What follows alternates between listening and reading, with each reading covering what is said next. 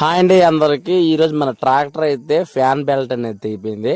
ఈ fan belt అనేది తెగిపోవడం వల్ల ఏంటంటే పని అనేది ఆగిపోయింది.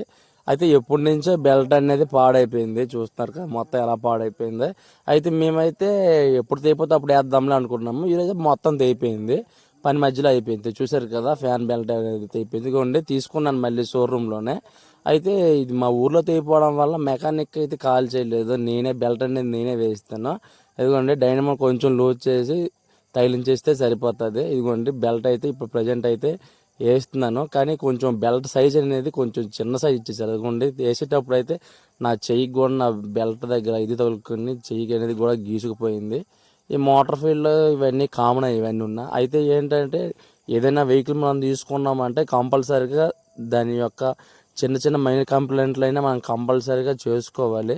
ప్రజెంట్ అయితే ఇదిగోండి చూడండి, నేనైతే ఫ్యాన్ బెల్ట్ అనేది బిగించేసాను. చూడండి నాకైతే రక్తం అనేది ఎలా వచ్చేస్తుందో.